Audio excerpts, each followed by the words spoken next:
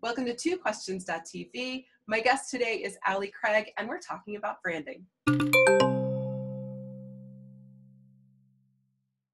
Welcome to twoquestions.tv. I'm your host, Susan Baroncini-Moe. Joining me today is Allie Craig. She has over 18 years of branding knowledge, so we probably started out about the same time. And Allie has worked with everyone from industry titans to the underdogs, and that's really where her passion lies, with the underdogs. Allie is the host of Fix My Brand, which airs on the Success Network. Allie, welcome to the show. Thank you so much for having me.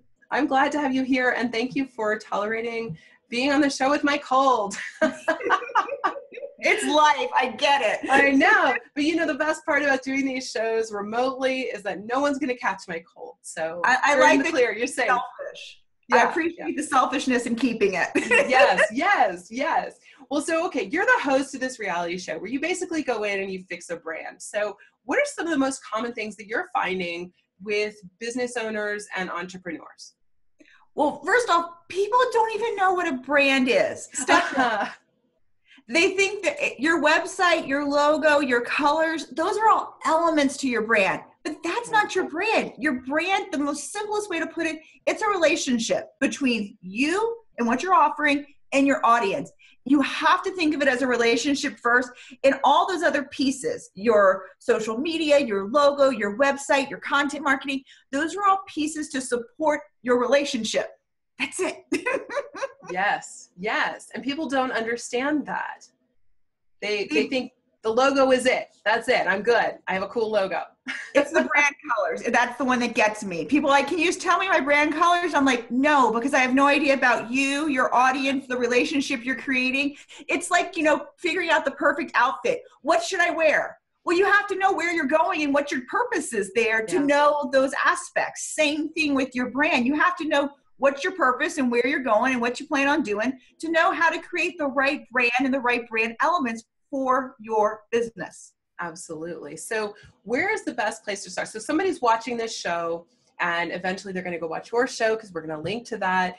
Probably in the show notes, there may be, folks, if you're watching, I like to link stuff in the cards. That may be there.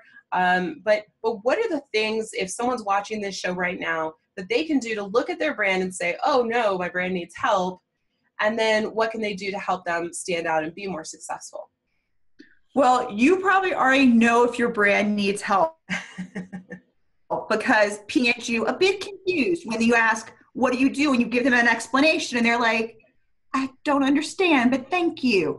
We all have gotten those. We've been at networking events where we think we put the most killer social media content out and then there's absolutely crickets. Like your mom likes it, but that's it. Right. You know that your messaging and therefore your brand approach isn't working for your audience, or you're not finding your audience. They're not finding you back. So you kind of already know step one.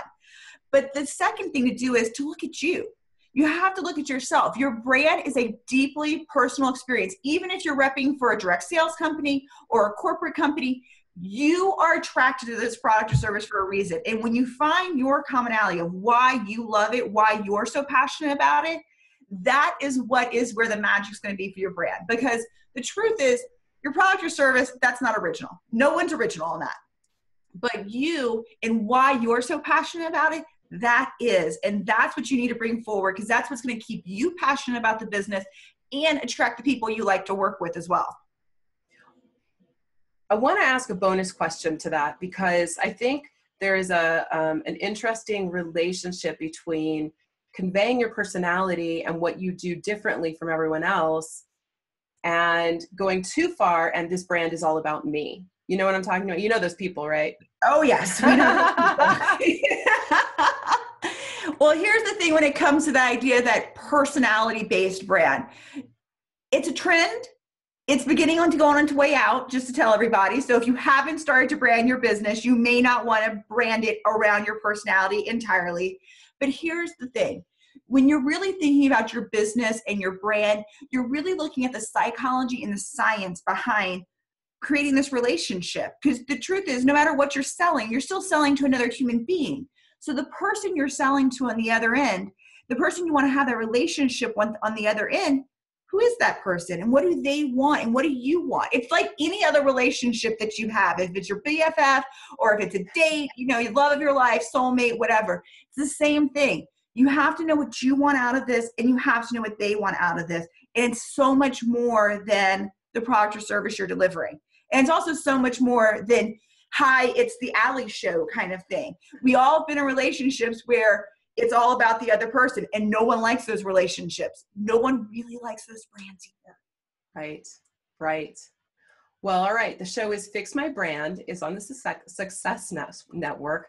Boy, being sick has really messed with me. It's on the Success Network. And folks, thank you for watching me, even when I'm sick. And we're going to link to that in the show notes. And so thank you so much for joining me. This is super interesting. Thank you for having me and get better. Thank you. And viewers, again, thank you for watching me when I'm sick. We'll see you next time.